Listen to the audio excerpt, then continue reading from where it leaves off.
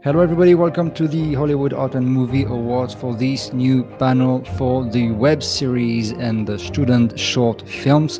My name is Matt, and I'm going to have with me three filmmakers right now. We have Marcus, we have Monica, and we have Yutong. How are you doing?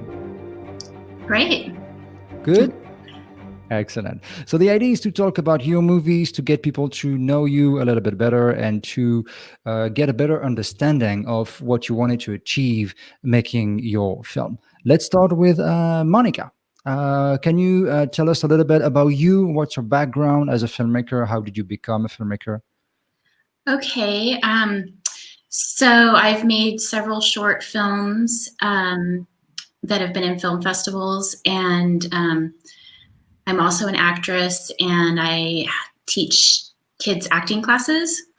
And I'm always writing new material for my classes and um, for projects that I want to do, as well as working with other people, doing some features too. But this project it's a comedy series. Mm-hmm. It's a mockumentary, Yeah. and it's about interior designers. And I have a design degree also, and I also grew up with my dad being an architect, and my husband's an architect, and So my you dad. know what you're talking about. I know it's from personal Good. experience. Yeah.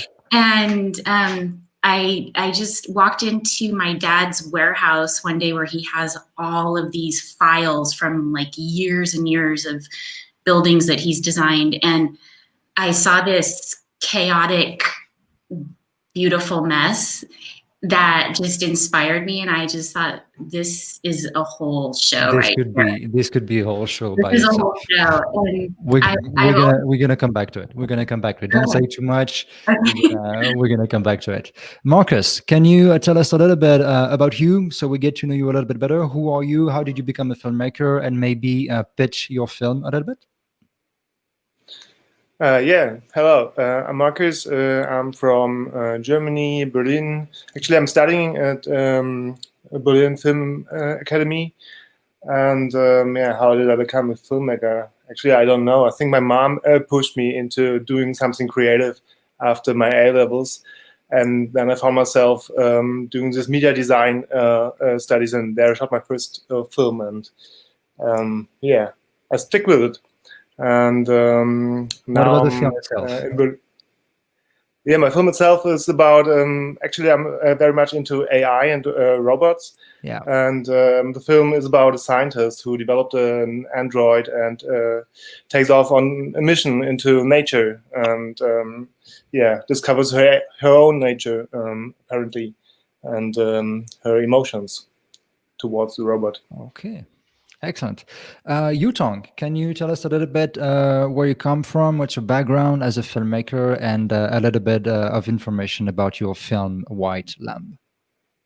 Hi, I'm actually currently an MFA student from USC. Right now I'm in Los Angeles, in the terrible lockdown in California. Everybody knows not very positive around here, except coronavirus. I'm originally from China. I started as a manga artist, and later on I started to feel like, it's very limiting. You use only your paper and your mind on the pen. So I started to try to discover like a more way to self-express. So I ended up doing more film. That's basically how I got started working on film. So I'm still trying to figure out what I want to do about it. I think this is one of my project that I'm finding out my way. With this project, I'm very interested to explore the feminism and how female make connection if their female background. So this work is about in the very dark apocalyptic future when all the animals die out, there's no livestock anymore. So human feed on other human. So the protagonist is owns a farm that eats human. So what she will do when she have to eat on something. So That's a good pitch. That's a good pitch. I would like to start with Monica. You said you used the word mockumentary, which is what it is. It reminded me in the style. It reminded me a lot of The Office, the TV show, and also because it's a comedy. What was your? Did you have that as a reference in mind when you made the web series? Well, actually, I've always been a fan of films like This Is Spinal Tap and Best in Show, and that kind of comedy. I don't know. I find it very. It's clean. Because it's good, clean humor, but it's kind of simple. Yet there are a lot of undertones that can be missed if you're not really, paying attention. And so the more you watch it, I think the funnier it gets. So, and you mentioned The Office, which, my show is similar. Like it's kind of like interior designers in an office with a female boss.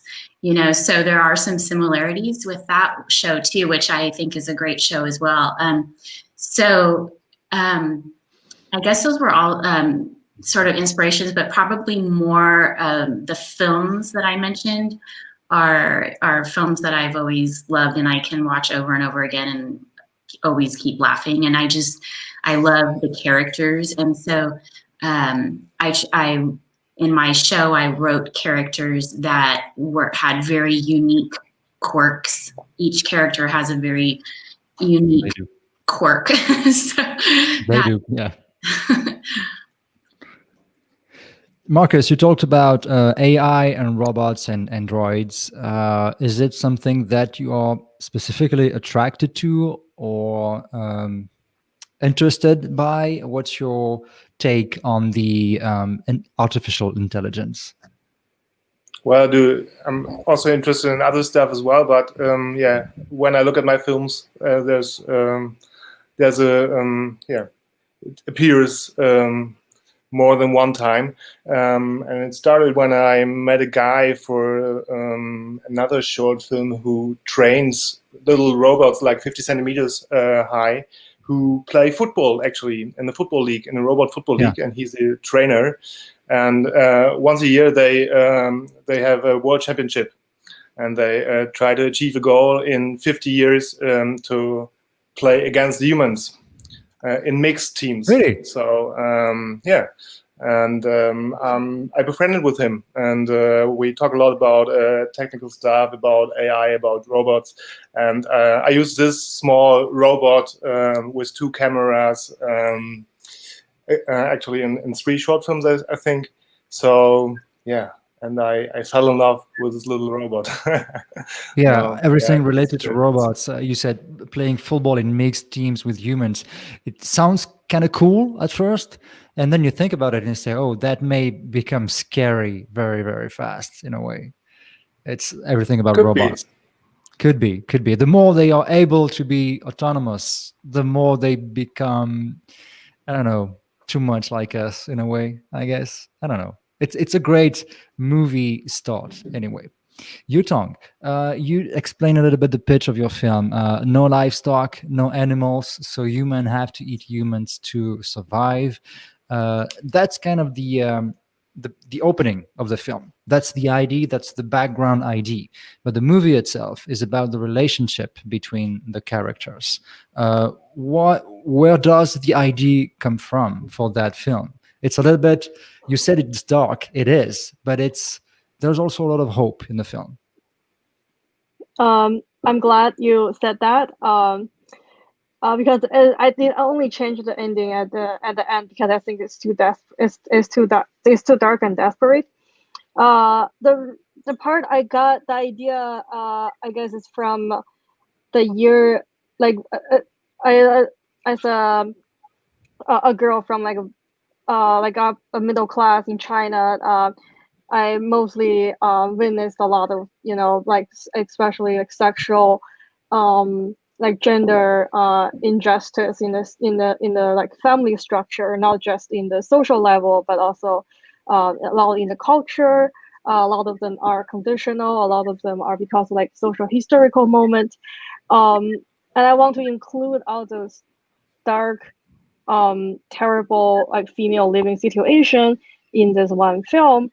It's a bit extreme in the rendering, and that people feeding, like the daughter feeding on the mother, and the family like feeding each other, in terms like, you know, the power dynamic and how in the controlling each other. I think with this analogy, it's a little bit of extreme analogy, but I think you can get idea of how like tradition have formed us and forced us in a way that we are not willing to take it, but still doing it. So it's about free will, and you have traditions and you have the way the world works around you, but you also have sometimes the option to choose not to follow the rules and not to follow the state of things. Am I correct? In a way, yes. And you can say like there's the conflict between generation, like how the last generation is trying to predict and create a world that is not suitable and not, I would say, ideal for the next generation, Yep. and the choice belongs to whatever it comes to them, not us. Yeah, I get that. Mhm. Good. Monica, how many episodes did you shoot for DDT? So I shot 3 episodes, the pilot and then the next 2, and it was kind of a 3-episode arc. So I felt like that was a good introduction to let the audience feel like they had seen a sort of a complete story unfold, but it does have a bit of a cliffhanger at the end so that you want to see what happens next with the characters. And I'm working on that as we speak. So You mean what's going to come next with that storyline? Yeah, it's I mean, I've already written the next 5 episodes.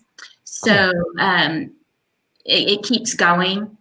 And in the meantime, I've done a lot of little short videos in my character, which I have on my website and on my Instagram. So I keep putting things out there in the character. It's not necessarily along the storyline of the first 3 episodes, but if you know the character, you understand why this character is doing these crazy things. Why did you decide to go to the episodic form? Why didn't you go to make a short film, for example? What was your choice in the making to go to that format? So that's a really good question. Because when I was inspired to write this story, I just saw it going on and on with so many different things that could happen. You know, like I could just see some different disaster happening each week, and then the characters have to work their way out of it, you know, and so I felt like I saw it more as a series than as a film. I felt like it was something, it's a fun, the characters are fun and goofy and wacky, and I felt like it was something that an audience would get into and want to see happen. Like, what happens next? What is this crazy character do next week? You know, so, and you know, how do they tie it all up, and how do they overcome? Because there's all these obstacles constantly happening, and they have to. I'm the lead character, and I'm constantly seeing the glass full. You know, it's always half full, not half empty. We see the best in things, and so no matter what the disaster or the dilemma is, I always seem to think that there's a way out of it. So that's sort of the path, is that, you know, what is this character going to do to get out of this situation or to overcome it? And somehow it always seems to work out. It makes total sense. I like it. Marcus, in your film, the photography is quite astonishing. The look of the film, the colors, the grading, the design of it, it's very highly cinematic. How did you, for a student film, how did you achieve that level of beauty, let's say? Wow. Oh, how can I answer this question? I just had a great DP, maybe, and he found the solutions for that. It's not only my job. I had really a great crew, and together we achieved that. And actually, we shot on Iceland, which is very picturesque. Yeah, it is. So yeah, and yeah, we try to start the film with a quite genre-typical narrative and setting. We shot this in Germany and in Wolfsburg in a science lab. And then we try to leave this narrative and transform it into something different, into something more experienceable, more sensitive. We leave the narrative, we leave the setting, we go into nature, as the protagonist also goes from the technical lab into her own nature. So yeah, the task was to make the audience give the audience the chance to experience nature and the forces of nature and water and haze and rain and yeah, the cold and everything the powers of nature. Yeah, so yeah, It's in we made this work. some levels, maybe it's just me, but the parts outside in Iceland reminded me of Inception. When they are on the planet with the water, everything is underwater. You have a vibe in Inception. You don't know what's going to happen. It's heavy, and at the same time, it's very beautiful. And your film reminded me of that. Did you have any reference in mind when you made Q yourself? Well, thank you. Actually, maybe you saw the same lake. We shot our campfire scene at the exact same lake where the water planet of Inception was shot. So Iceland, yeah, you can go anywhere there, and some movie was shot there. We almost shot on the glacier from Bedouin Forever, but it rained for 2 days, so we had to find another spot. Okay, The so film how did you? references maybe were more like Terrence Malick films, actually. Of course, the beginning is quite genre-typical. The lab, It is. we only have one great lab for student budgets in Germany. I think this was the one we got. And the other references were Malick films, because in my gusto, he achieved the goal of making nature experienceable, and Tree of Life, Cinema Line, films like that. We watched a lot of that. Excellent. Yutong, did you have for your film references in mind? Because when you talk about post-apocalyptic movies, you have a ton of movies that pop up in your mind. Did you have yourself any reference points that you wanted to use and maybe not replicate, but inspire yourself with? I'll say the biggest inspiration is Soylent Green. I don't know if you know the movie. It's a movie about mostly about the environment. After the environment is completely crushed, and human are out of resources. This will be a lot of spoiler. Hopefully, you guys are fine with it. Like they have to find alternate resources for people to have food, and they ended up realizing that they're eating people. That's the major inspiration for this one, and just from from the perspective of how they depict the apocalyptic world as all barren, full of sand in the air, have this very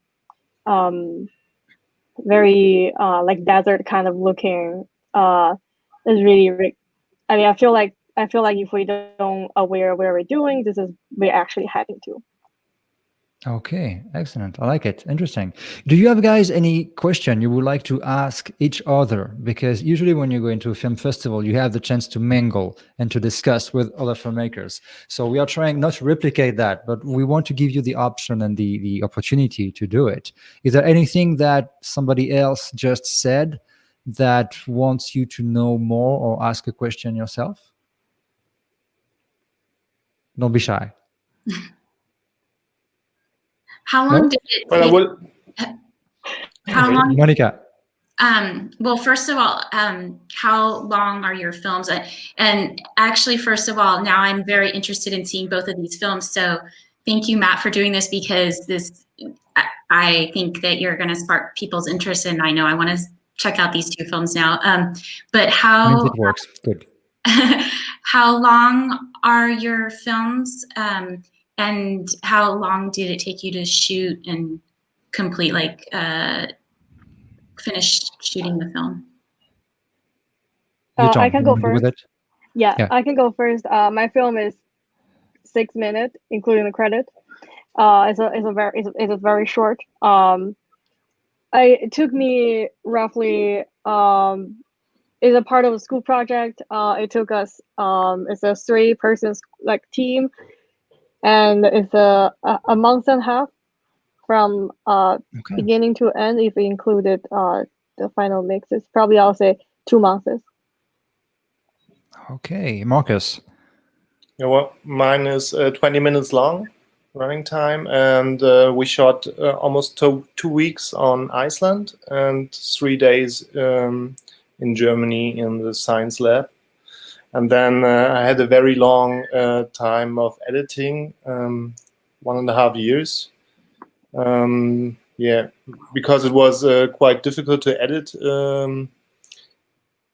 Because some scenes were improvised, and we had to find the concrete narrative, the specific narrative in the editing process, which we wanted to do from the beginning on. And we were also flexible shooting on Iceland because of the weather conditions. As I said, we were not able to shoot the glacier scene, so we had to come up with another scene. And so nature was our third protagonist, and we had to react on that, and that's why we had such a long editing process. But it was worth it, because yeah, sometimes it needs some time to find the core of the movie and shape it out. Yeah. How long is your movie? Monica. Yeah, Monica. How long? You. Well, mine. They're about 12-minute episodes, and there's 3 of them. So, because I was originally intending this to be a web series, but I've since been talking with a producer who wants to do maybe something else with it. So, but it could easily be extended to fit like the 30-minute time slot for like a sitcom. Okay, and how long did it take you to, for example, shoot one episode? So let's see. It's funny because I just asked that question, and now I'm trying to remember the answer to my own question. Let's see. For each episode, I think it took us about A week? no, less than that.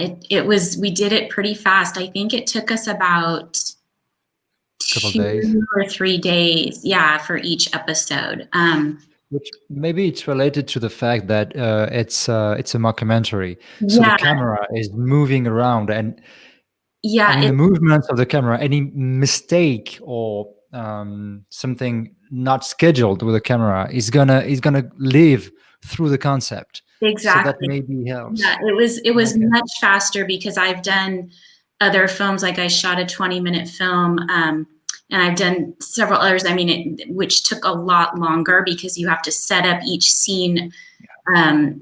We set up each scene, but it was a lot more kind of relaxed and organic the way we did it. And because the camera is following us around, like you said, it's almost like the camera, through the eyes of the camera, is almost another character, because you're seeing it happen, and then whatever funny or weird thing that happens or goes wrong really just adds to the scene. Do you have, guys, another question you would like to ask? Anything that comes to your mind?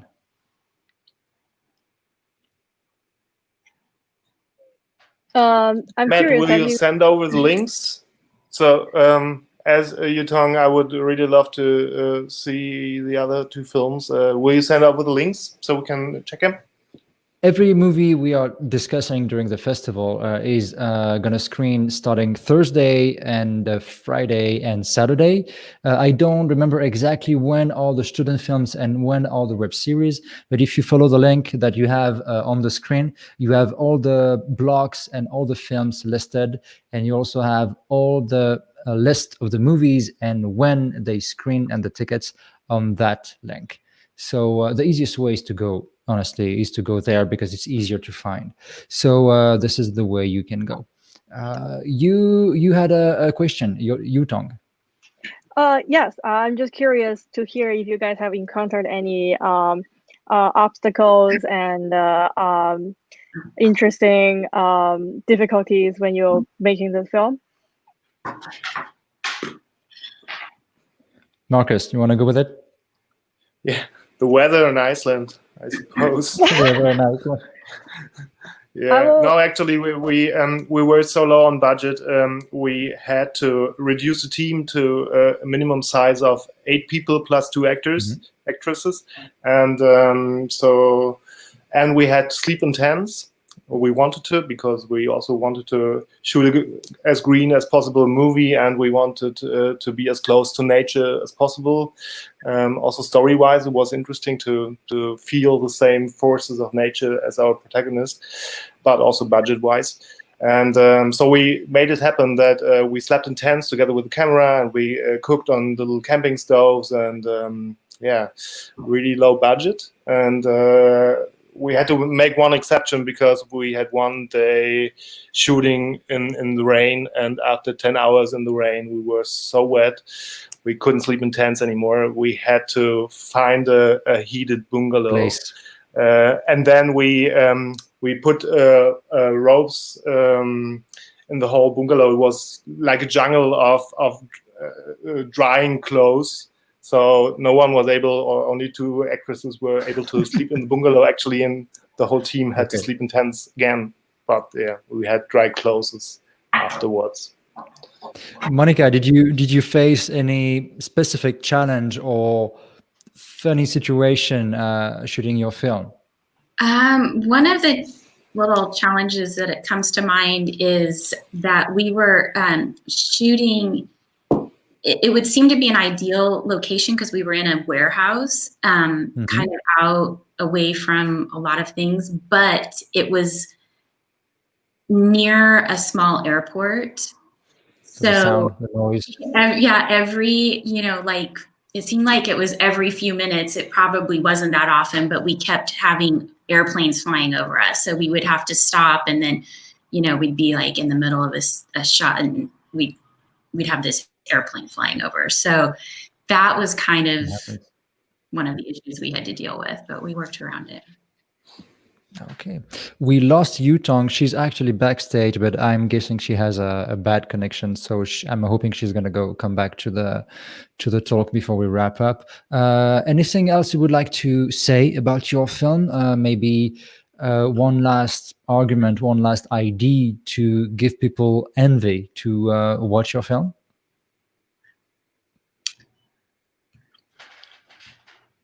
I'm super interested in listening to how people perceive the ending, because I already had great talks about different perceptions of the ending, and about what people project into the film, because it's quite open, and the ending for me was very clear, but I found out it's not so clear for everyone, which is very good.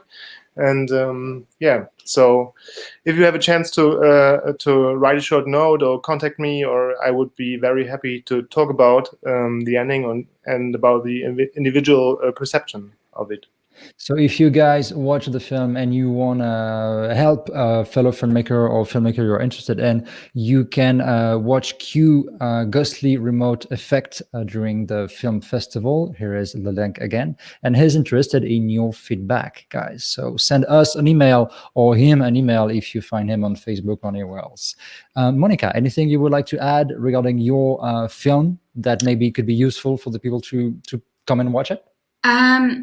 Well, yeah, actually, when I was writing it and doing it, like I had mentioned earlier, character is extremely positive, and I think now maybe even more than before, people kind of want and need to see something like that. So it's just kind of escapism. There's no, it's lighthearted, and it's just a silly, upbeat group of characters. So I think that if you want something that's just going to be happy and fun, this would be something that you could enjoy watching. I concur. It's very easy to watch and it's very easy to enjoy. DDT, this web series, is easy to dive in and just lay back and watch it. It's a lot of fun. Yutong, welcome back. So the question you missed was, what would you say to the people to maybe give them one last information before they come and watch your film during the festival? I don't know if there is more to say, but I guess put down all the bias you're expecting from interpersonal relationship kind of drama, and embrace it. Embrace whatever adventure the film can bring to you. Okay, again, an open ID. You can have different interpretations of the film based on what you see, and that's what's good in movies, when they don't give all the final answers and they kind of leave a door open like a good book. Guys, thank you so much for taking the time to do this panel. Once again, if you want to watch the films, you can go on Zerb. It's a platform that allows filmmakers and film festivals to share high quality movies. So we are using Zerb to stream the movies and to host all the Q&As. You have the address at the bottom of your screen. The student films are, like usual, amazing. It's not because it's a student film that it's less interesting or less good or less budget. On the contrary, student films usually have a ton of creativity and ideas, and they are hungry to make very good films, and they do. And that's the kind of film we select at the Hollywood Art and Movie Awards. And the web series, like Monica said, it's very true. It's fun, and we need fun right now. So if you want to join the party and join the festival, it starts Thursday from the 21st to the 23rd. We're going to see you on Facebook. We're going to see you on TikTok. We're going to see you on Instagram, on YouTube. And of course, the movies are on the platform Zerb. Guys, thank you so much for taking the time and for being with us and for promoting your films. I wish you the best of luck for the rest of your project. Thank you so much. Thank Have a good you. day. Bye-bye.